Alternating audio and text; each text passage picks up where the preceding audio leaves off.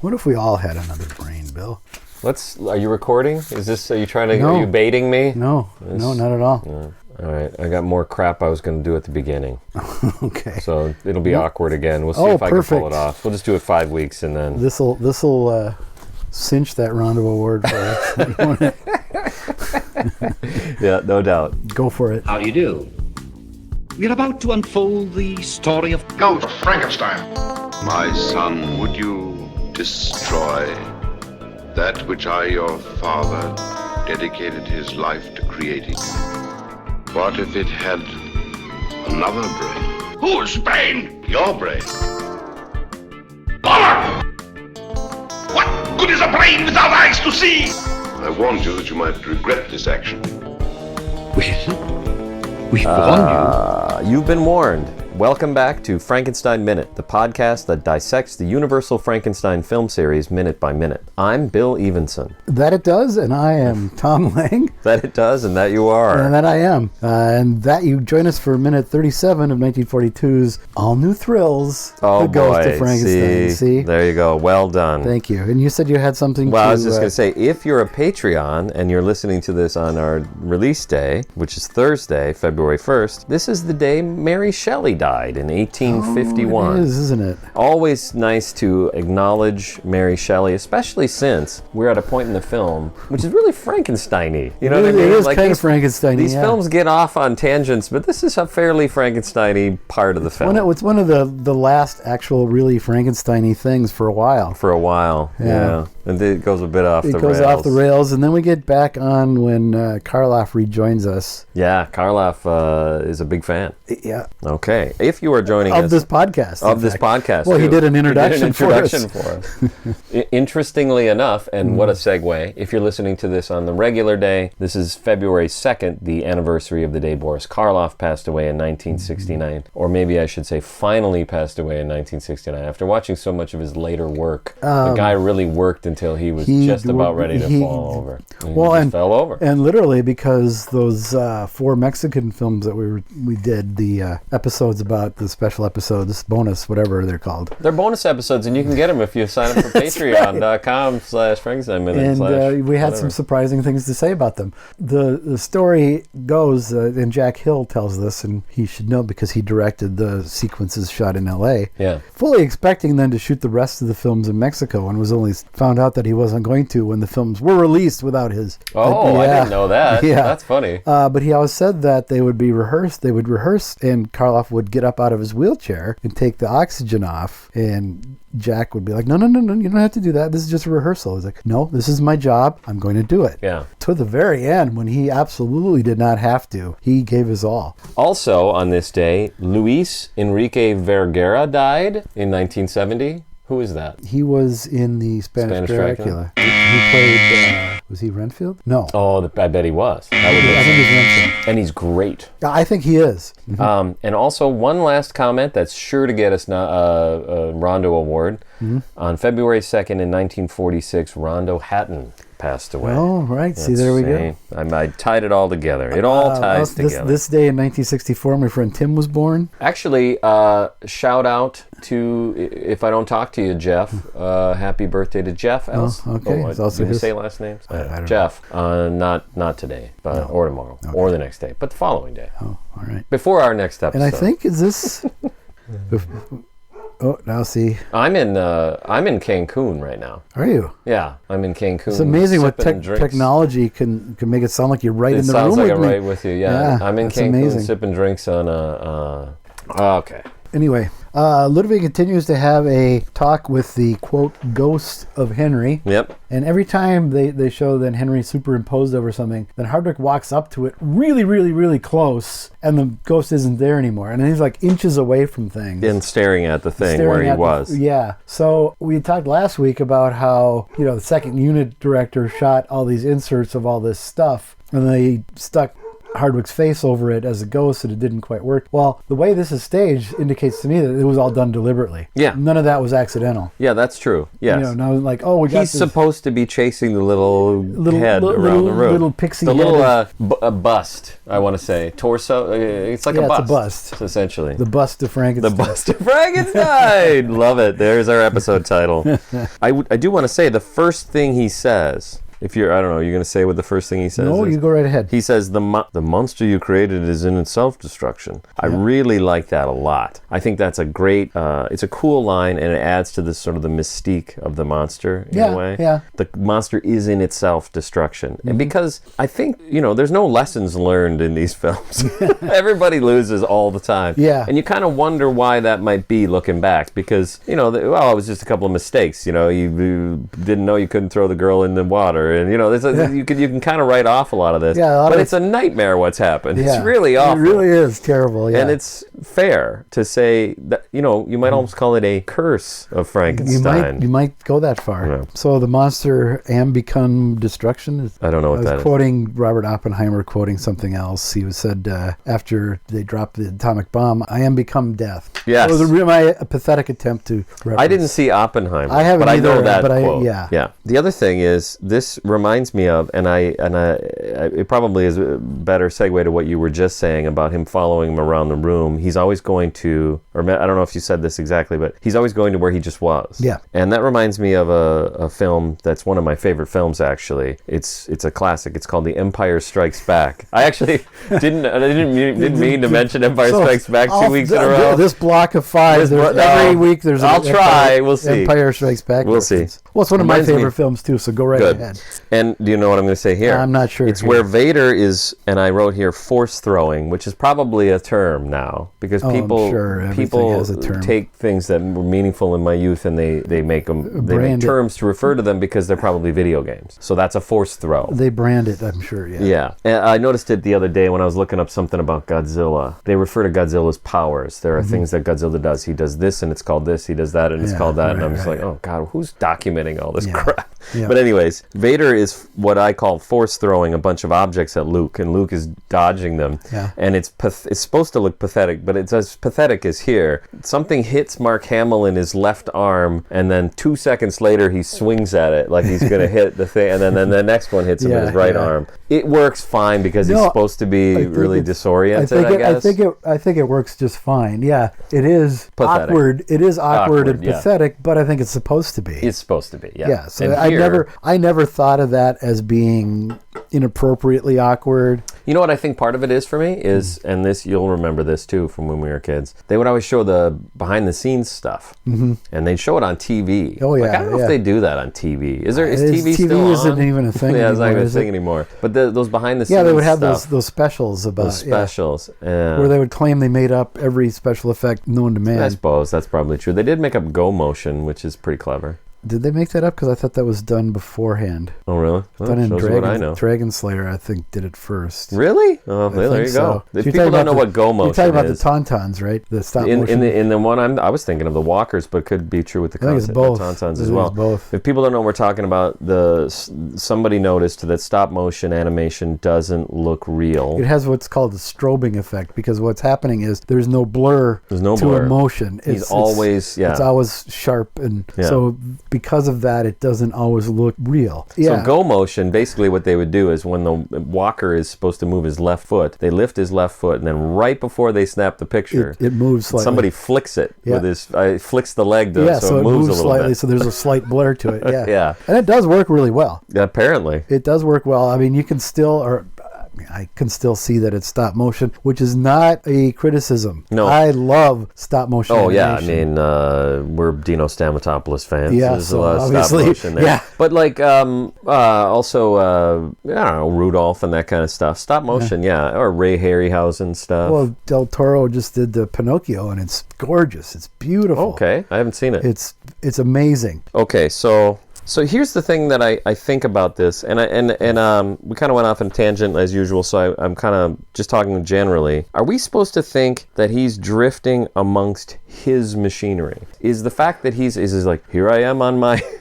My generator. On my generator. Here I am But on I my mean, you know what I mean? panel Is that of why dies. this is happening the way it's happening? Are we supposed to think, ooh, this is Frankenstein-y stuff, and here's Frankenstein? I think it's Frankenstein-y stuff, but how would Ludwig have ended up with Henry's stuff? Most of He it was must have. destroyed. No, Well, he's most got of the it was- books. Well, he's got the books because he got them from Wolf. Well, you say most of it was just destroyed. It was destroyed in the first one, destroyed again in the second one, destroyed again in the No, it third wasn't one. destroyed in the first one. None of that equipment was destroyed in the first Interesting. film. Yeah, why did I say that? It was all draped with sheets and stuff to protect it. He wasn't created in a windmill? Maybe that's where I get That's confused. maybe that's the problem. But it was destroyed in Bride. Some of it's back for Son, but not a lot of the stuff that Wolf uses is new. Okay. So I So like this. no. So the answer to my question is probably not. No, I don't Yeah. think so. I think this is a projection of Ludwig's conscious talking to him. It's his Jiminy Cricket. What's next? I don't even know. Oh, here's what I have Oh. next. I don't know if it's next. It seems like it would be. Because he says, the monster you created is in itself destruction. I'm guessing the next thing is when he says that when Nevertheless. Clive says, nevertheless, which is a funny thing for a ghost to say anyway.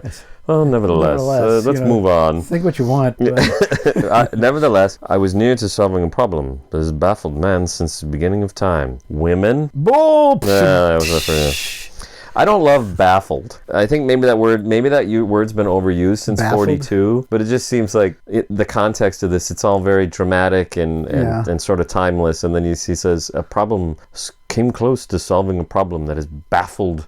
Also, baffled man since the beginning of time. Yeah, that's how it went. There was a big bang, and then some guy go, how do I stitch together corpses? How do I... Yeah. You got any lightning? Yeah. Shoot, I could have used that big bang. That would have been perfect. Yeah.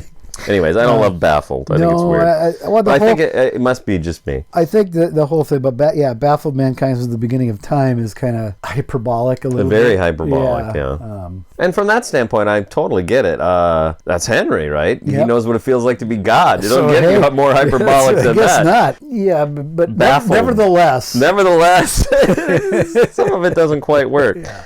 In fact, the next thing he says I don't love either. He says, the secret of life artificially created. So like if you write out a sentence for someone to say in a very dramatic way, and then you realize, well, I need to put a comma and then a comma and then a phrase that helps take the piss explain out of the it a little previous bit. takes the piss out of it. Because that's exactly what it does. Yes, right. Is like the secret of life. Artificially created. Yeah, he's got like an asterisk. Yeah. The secret of life, asterisk. It's down at the bottom of the page. Is And then he just sits there, created. and then Ludwig's like, "What? You waiting for the bottom of the page." Yeah. Anyway, artificially created. Oh!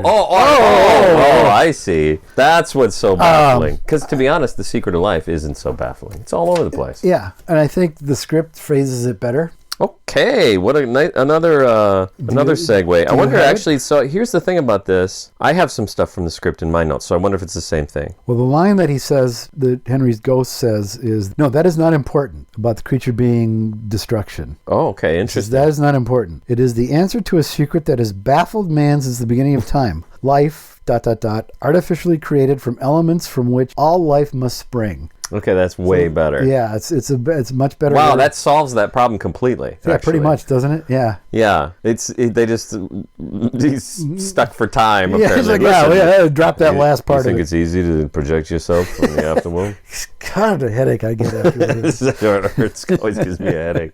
And the last thing I need is that monster running around up here Yeah, or down here, wherever he is. Keep him where he is. Yeah. No, says Ludwig in the script, which I think would have been, and then Well, it would have been great. So a lot of the script seems to read like, and I know I've said this recently, like they didn't cast Hardwick. I'm guessing Because they wrote Hardwick it, saying no doesn't sound they right. wrote it thinking that Clive was still alive. and Even would what's his name? play this part. Rathbone would no. Oh, you could Rathbone totally would see have him been- doing. yeah, it. He'd be all totally. over that. Yeah. And he'd be playing Henry. Actually, that would work really well. Too bad they weren't twins. Shame, yeah. Yeah. He would have never I'm curious because I have something from the script. You haven't gotten to it yet. Do you have more on that? Then he says, your cure for insanity is only the result of my research. That's what I have. I think that's fascinating, and it really helps, or would have helped. Yes. It not only would have helped to make the scene better, but it helps to explain what happens in the scene. And we can, I don't know if we're there yet. I guess we are, right? And then he says, I acknowledge that, my father. Oh, God, that's awful. What would you have me do? Yeah. So, yes and no. There are some, I guess we probably ended up, at least we escaped that part.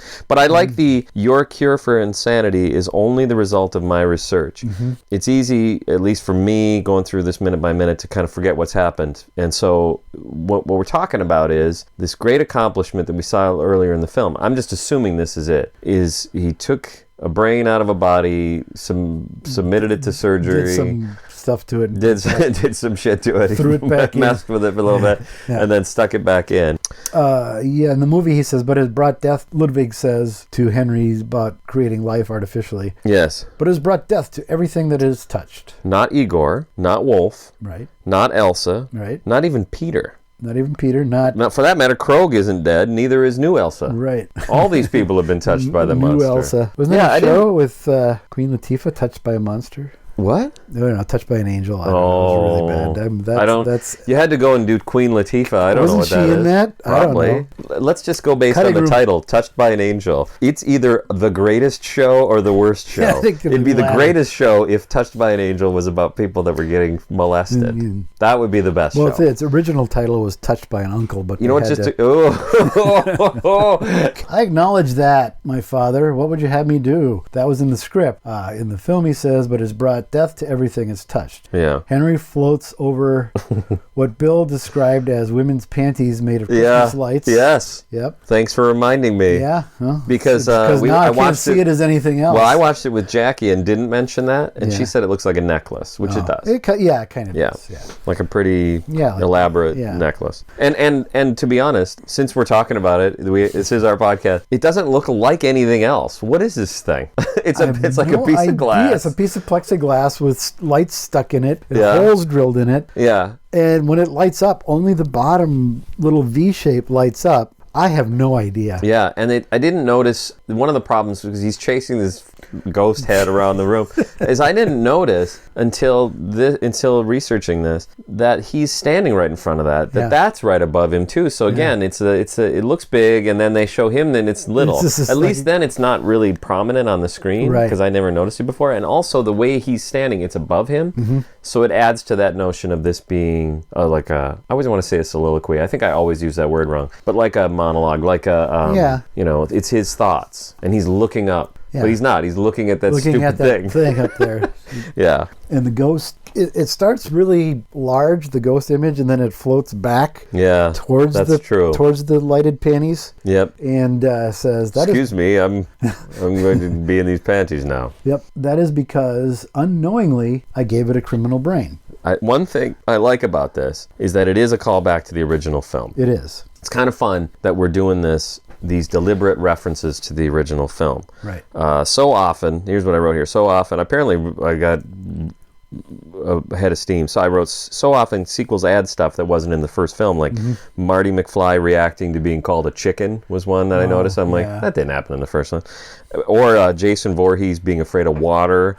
Or, for that matter, being alive in the first place. Yeah. So you get a lot of that, and so it's nice to see a deliberate callback to something like, yeah, he does have a criminal brain, and you didn't do that on purpose. But I think unknowingly is another banal word, though. Banal is a good word for some of these. I guess. Nevertheless, unknowingly. Baffled, yeah. These are but it's kind of banal words. I think by this point in the series, the criminal brain becomes kind of a lazy plot device that too easily explains away anything the monster does. Then they don't have to invest any kind of character development, any kind of pathos, any kind of motivation to him. Oh, he's got a criminal brain. Yep. So at this point, it becomes lazy. I've never been a fan of it to begin with because I felt it was completely unnecessary, and it was a holdover from Robert Florey when his idea of the monster was just this complete personalityless brute, a literal monster. Yeah. And I think Whale made a mistake by leaving it in, personally. Yeah. I know you don't have an issue with it. No, now I do, right? This is where it becomes a problem. Yeah, see, it's been a bit of a problem, but not a big problem for me. But this is where it becomes a problem. And we're going to talk about it more in the coming weeks, too. Yeah. this is definitely where it becomes a problem. That's not on Whale. And No. for me, Whale leaving it in, I don't know, but I can imagine a scenario in which Whale looked at that and went, I like it, and I've said this before, because it's another strike against the monster. It's not his fault. He's been pronounced to have a criminal brain, and that's another reason we should hate him. And the only reason I say Yeah. all that is because that's how the movie plays out. None of it's his fault, and we hate him, or humanity hates him. Humanity hates him. Yeah. So that's I look at it from, my defense of it. I'm No. not going to defend it here. Right. Oh, no, here it's indefensible, but But it is true. It was in the first movie. my problem with it in the first movie is that Mary Shelley wrote a really nice long novel where that's not necessary at all. Yeah. And the monster gets the same reaction. And the monster is a criminal and a murderer, ultimately. Well, by choice in By choice. in the novel. Yeah. Well, you say by choice. That's an interesting way to put it. Yeah. He chooses that path. Yeah. Yeah, I guess that's fair. I mean, we don't know, Because but yeah. Well, no, I know. Maybe he has a criminal brain, I guess. We don't even know he's a human brain for that matter. Well, that's true. He's put We together have with animal no parts. idea what he's made of, what he looks like. Yeah. With your knowledge of science, you can cure that. Yes. So Henry seems to think. That's where I think that other line would add to it, where in the script he's called the ghost, which is neat. Yeah. He says, your cure for your insanity is only the result of my research. Yeah. So I hadn't ever pieced that together until I looked at the script. That's why I mentioned it here, is because it's weird when the ghost says, but you can cure that. Yeah. And he says, it's beyond my cure. It is, Yeah. you didn't say all this, but it is a malignant Malignant brain. brain. So then it's Yeah. all out on the table. Yeah. And also when he says it's a malignant brain, I do like this about Hardwick. I do like that sort of little bit of nervousness that he has. Like, he's the most calm guy. He's calm and collected under all the most extreme circumstances. But occasionally you see him, and then when he says those lines, he's doing that thing where he's moving his fingers very yeah, rapidly. yeah. He's worked up. And this is as worked up as he worked gets. up as Ludwig ever gets, yeah. Yeah. But so I like that about it. But I also like the fact that the cure has already been talked about, and it's even referred to as something that has a connection to their family history. Right. I think that gives it a bit more Gives it a little more cachet, I guess. yeah, a little bit. Yeah, it's a little bit bigger thing to say than. But you could cure him. He's beyond my cure. And when you're watching it without the script, you're like, what are you talking about? Yeah. You really think he can cure him? Yeah. Of what exactly? Yeah. Henry then zooms forward to the camera. I'm sorry, my notes are all over the place. I just wrote, is this really happening? I mean, we can talk about that for a lot. Yeah. And I again say no, it's not. Yeah, I think evidence points to that. He It was would just be- looking at that book. He closed the book. It would be preposterous. I assume that's why you pointed that out. Yes. You were laying That the was where I groundwork. was. Yeah, that was Good. Yeah. I followed you through this. Okay, For all 2 right. weeks now. Okay, because it would be preposterous if this were really happening. It would take this movie and this series to areas where it's never gone and never will go again, to this supernatural, because everything that The happens... series. Go ahead. We don't get to the supernatural till the Wolfman comes in the next film. This is more science fiction because there is no supernatural element, except maybe Pretorius and his little homunculi, because it's more like black magic. It's not Yeah, that's science, true. it's more like He black even points magic. it out. Yeah. And he grew them from seed. But see, I would even go one step further. Maybe you were about to say this. A couple of films from now, 3 or 4 films down the road, we're going to have a film that even tries to make that even more clear. The guy tries to cure Dracula and the Wolfman, and does in fact cure the Wolfman. Yeah. So it's But it's all very. It doesn't take, apparently, because by the next film he's back. We got a lot to say years from now. Yes, but we your do. point is even broader, is all I'm saying. Is Right. in agreement with you that it is the best way to probably make this scene fit into this series of films is it's not really happening. Or it's a dream or whatever. I think he's grappling with his own... He's probably not been sleeping for the last few days. I know how he feels. His beloved Kettering has been killed. Yes. Yeah, and I think it's just he's grappling with this decision to destroy his father's life's work, basically. Yeah, it's easy to walk yourself through it. I will have to do it alone. Then a scene where he's reading his father's book and closes it, and the next thing is, my son, what are you about to do? What do you think easy you're to doing here? picture all that being Yeah. just in his head. Yeah. And even, you might even have a character, you could even see a character walking in and go, you saw a ghost? And him saying, no, it's just my imagination or whatever. Yeah. That would be a terrible scene. I don't know why I said that. But it is, so it's not really happening. Okay. And so the last thing the ghost says is it zooms towards the camera. Awkwardly and stupidly. Yeah, what if it had another brain? 2 brains? How great would that be? That would be awesome. The original title. I've been waiting. The original, yeah, it's perfect. I Thank love you. it. The original title of Bud Abbott, Lou Costello Meet Frankenstein was The Brain of Frankenstein. It's a good title. Yeah, it would have been a good title, But it wouldn't have. I'm glad they didn't. Yeah, probably, no, ultimately. I love the title Bud Abbott, Lou Costello Meet Frankenstein Yeah, because it's it's a just very so good title. bizarre. It's just like, Well, can you imagine the it wouldn't animate as well with Yeah, the yeah. bones? no, Honestly, what if it had another brain? You know, it's too bad he didn't think of that during Bride, right? Yeah. We could have solved a lot of problems. This whole series could have gone in a whole different direction. Yeah, he had a lot of time to undo and redo. Okay, so here's what I have from the script. The ghost says, "What if it had the brain of intelligence? A brain worth saving." yeah. Do you have that too? Yeah. And then Frankenstein, in a whisper, "A brain worth saving. The brain of a friend, a loving companion, a man of science and intelligence." Of course. Does he say, of course? Of course, yeah. It's funny because a loving companion, you just know the studio or somebody, maybe just the director, got a hold of the script and said, That's drew a line that's through kinda that. gay, This is isn't it? super gay. We're not putting the gay stuff in this one. It was Yeah, bad. we've been there already. Bride was bad enough. Yeah. He's not loving anybody. He's not loving his friend. Yeah. I'd also bring it up here because I think it's gonna come up in coming weeks too. Yeah.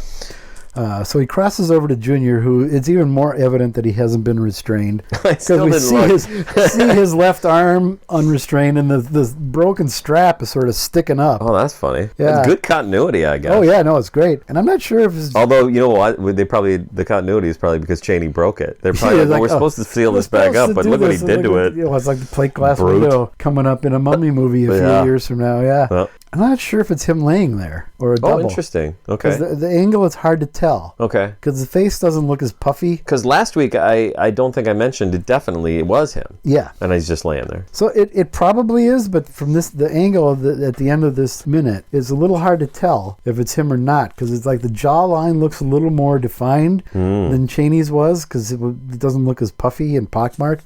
Yep. And that's not a criticism; it's just how he was. That's It's how he just was. How he was. Interesting. I didn't notice that. Another thing I didn't notice, but I wrote it here, so I must have noticed it at some point, was I like how Ludwig prances up to the table. He must do another Ludwig-y Another little.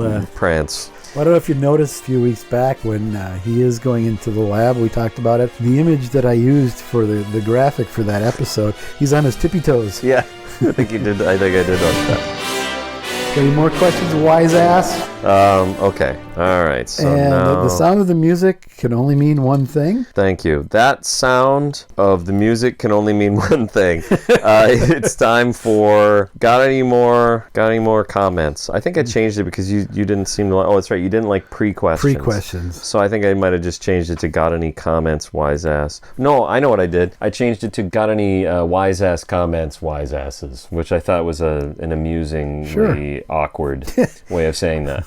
And I think It's but I'm not- amusing in a way that pre-questions wasn't. Yeah, that's true. Pre-questions was a stupidly specific way of putting it, and awkwardly of putting it. Oh, we do have comments. I thought maybe we didn't have any. Oh, We do. thank goodness. Okay. Well, if somebody didn't comment on this minute, I'd be surprised. Since it's Since it's so the fucking film is goofy. called The Ghost of Frankenstein? Right, yeah. Will Hohenstein. I believe that's. Says- And certainly correct us, Will, if we're wrong. You know what? Or don't. Or it's a Frankenstein podcast, so we're going to call you a Hohenstein. Says it was nice of Henry's ghost not to throw Fritz under the bus for the whole criminal brain thing. That's true. Oh, yeah. Yeah, you could have. You're like, hey, man, Unknowingly. it wasn't me. It was Yeah, that idiot Fritz. He's that here now. Would you like to talk to him?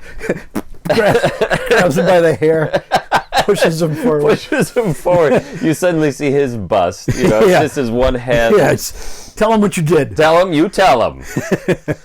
I'm sorry.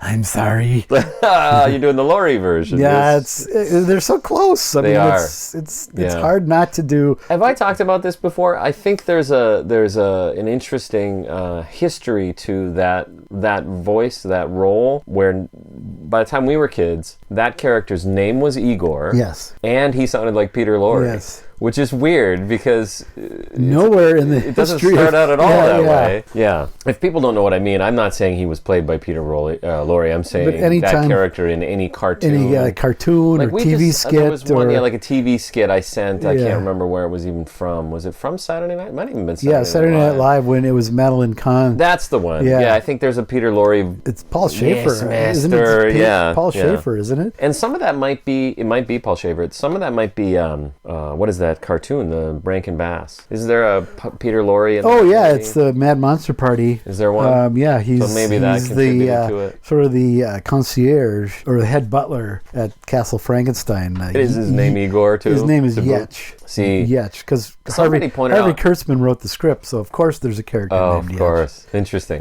Is that how you say that word? I always said yech. Well, in the film, it's Yetch. Okay, so there's no doubt about it. Yeah, but yeah, in Mad, it's like yech. Yeah, people don't know Harvey Kurtzman is from Mad. Would he then have probably invented that as a thing? I would imagine That would have been so. from his Yeah. era, at Yeah, least. that was from his. Yeah. The other thing I was thinking about, it was, again, Looney Tunes. I wouldn't be surprised if somebody could point out a Looney Tunes There's cartoon hair-raising with an hair, I Igor believe played it's. by... Well, it's hair-raising hair, I believe it's called. It's the first time that See? Jesus Christ, the first time Bugs Bunny meets the big orange monster. That makes sense. They called him Gossamer later on, but the mad scientist in there is definitely a caricature of and a voice of Peter Lorre. Oh, he looks like him too? Yeah. Because they were doing Peter Lorre as Peter Lorre in the Looney Tunes back in the old days. Oh, sure. So you can see, I say back in the old days, like the one you're talking about is new. Yeah, that was It was like 42. Or I don't know, when would that have been? Maybe that would have been not was 42. later. That might be It in would the have been 50s. that would have been late 40s, early 50s. Yeah, turn it into a Looney Tunes podcast. Maybe that's what we should do. To be honest. We There's finish plenty this. to talk about. Finish this film and move on to the Move on to Looney Tunes. or Duck Soup or Monty Python or God, Duck Soup. Duck Soup Minute would be a blast. It would be a blast. It would be perfect because it would be slow going at first. Yeah. It'd be like minute 3 of the opening musical number, and Groucho still hasn't As arrived soon as it showed yet. up,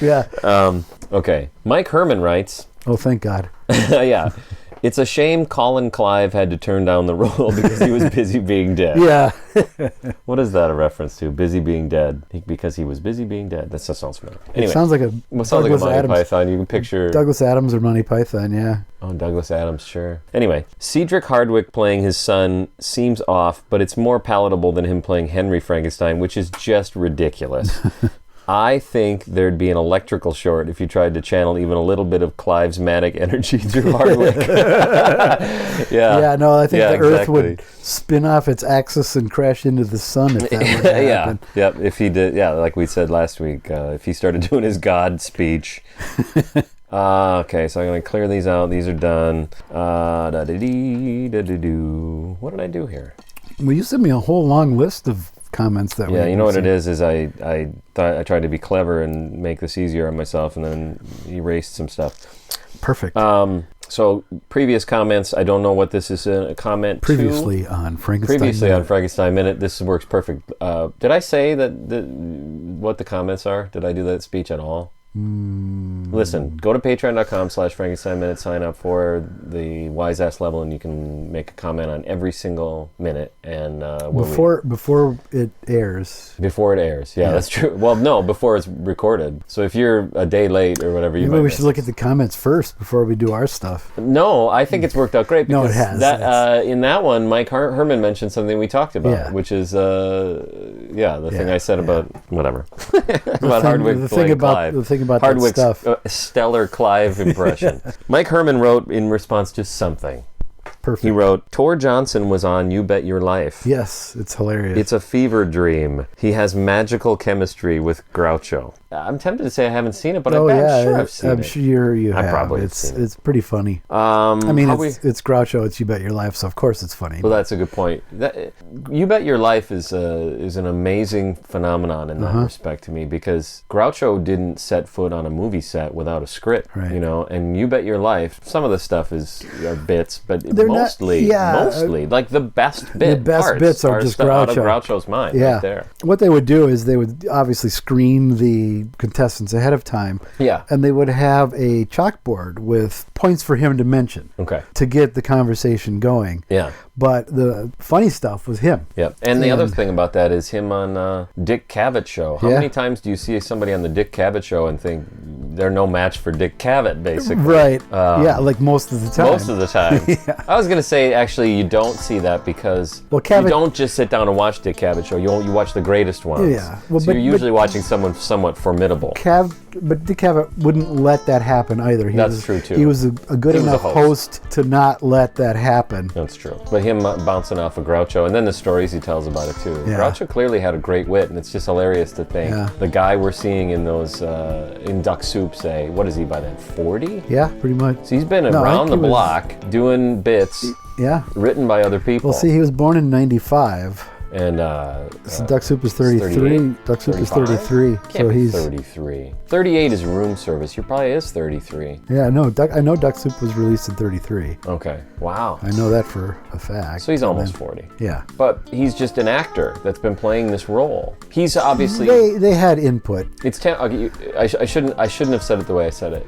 You knowing the history of the Marx Brothers, you know how well honed this was on down on the stage prior to being a movie. But he's still not going to show up without a script. No, and he always acknowledged his writers. Yeah. And they, and they had some great writers. They had some great writers. How much time we're at? Oh, keep going. Oh, really? We need some. No, we need some filler. Unless you don't have enough for the next few episodes. I think we should stop.